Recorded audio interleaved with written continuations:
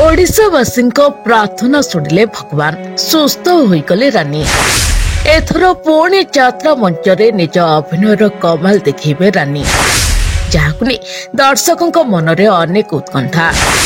आज्ञा सुस्थ हो जाइछन्ते रानी पंडा, जहाकु नै एबे पुणी सोशल मीडिया रे चर्चा हेलानी। ओडिशावासी डाक शुणिले भगवान सुस्थ होइगले रानी। तबे दर्शक बंधु निकट रे यात्रा कलाकार रानी पंडा असुस्थ होइतिले एवं एही खबर सबआडे चर्चा होइतिला। रानी पंडा को भल पाउथिबा लोक रानी को आरोग्य कामना करुतिले। रानी पंडा मध्य सोशल मीडिया पोस्ट को नै प्रतिक्रिया रखितिले।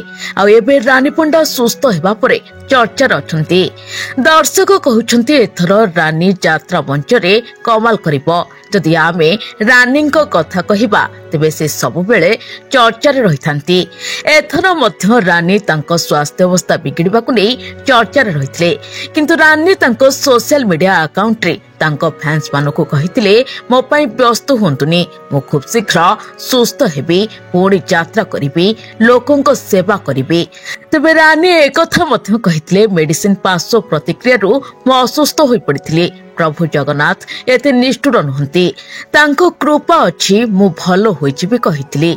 आज मु भलो होई जाईछि। तेबे तांको सोशल मीडिया रो पोस्ट को नै लोके अनेक अपप्रचार करूछन्ती एवं मोर फैंस माने व्यस्त होई पड़िथिले, जहाको देखि मु बाध्य हेली एवं गणमाध्यम सामना को आसिली। एमिति सब बेले ओडिशावासी भल पाइबा रहिथाउ, मु खूब शीघ्र सुस्थ होई जिबी। मोर ही खराब परिस्थिति निजर किए परिवार रो एवं आपणार किए मते चिन्हि देछि। तेबे कलाकार जूनियर पप्पू मध्य कहिसंती, रानी पंडा एसनफुलिया एवं थायराइड रहिछि। निजर कार्य व्यस्तता भितरे शरीर असुस्थ होई पड़ितला। एथिपई से किछि औषध खाइतले, जहार पार्श्व प्रतिक्रिया देखा देइतला। तांको मुह आखि फुली जाइतबा बेले से वर्तमान भुवनेश्वर कैपिटल हॉस्पिटल रे चिकित्सित हेउछन्ती। लोक माने मध्य कहउछन्ती, रानी तुमे सुस्थ होई जाओ, यात्रा जगत को तुमे पुणी फेरि आस। काहेकि ना रानी तांको अभिनय माध्यम रे अनेक जीवंत अभिनय करथांती, जो अभिनय को जे थरे देखिबो मुहरे हस आसीजिबो, संघर्षर माने बुझिजिबो। दुख रे थाई केमिते अन्य को खुशी रे हसिबा को पड़े, ताहा केवल रानी को ठारू सिखिबा को पड़िबो। रानी ओडिशावासी हृदय रे सब बेले रहिछन्ती। सेथिपई रानी को असुस्थता खबर पाई ओडिशावासी भगवान को प्रार्थना करुथिले, हे भगवान तुमे जल्दी रानी को भल कर दियो। रानी जणे भल अभिनेत्री हेबा सह से जणे भल कंठशिल्पी। तांकर अनेक प्रतिभा रहिछि, ले से केबे निजको अन्य मानक सह तुलना कर नथांती, काहेकि ना से हेउछन्ती रानी पंडा। ते लोकों को सेवा हृदय करथांती, से पुणी बिना स्वार्थ रे। आजिकल स्वार्थपर दुनिया रे बिना स्वार्थ रे लोकों को सेवा जे करंती, जदि ना कहार आसे तेबे से हेउछन्ती रानी पंडा। दुखर दुख दूर करंती रानी पंडा।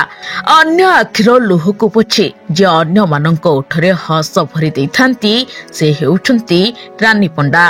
तेणु ओडिशावासी चाहुछन्ती रानी खूब शीघ्र सुस्थ होई जांतु, तांको अधूरा कार्य पूर्ण करंतु। जेउठी लोक माने अन्य को कथा दे निज कथा रखि नथांती, सेठी रानी पंडा जहाको जो कथा दियंती सेही कथार रक्षा करिथांती, कारण से हेउछन्ती रानी पंडा। तांकर विशाल हृदय भितरे समस्तंक पई निस्वार्थ भल पाइबा अछि, हेले से निज भल पाइबा को कहिकि नुहे लोकों को साथी रे रही प्रमाण करिकि देखै पारंती।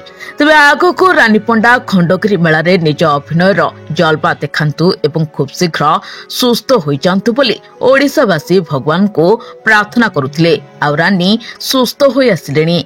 आ लोके कहउछन्ती ओडिशावासी प्रार्थना सुनिले भगवान सुस्थ होई गले रानी पंडा। एथर रानी पंडा यात्रा मंच रे निज अभिनय माध्यम रे कमाल देखैबे, जहाकु नै एबे सोशल मीडिया रे चर्चा चलिछे। Bureau report BNS live.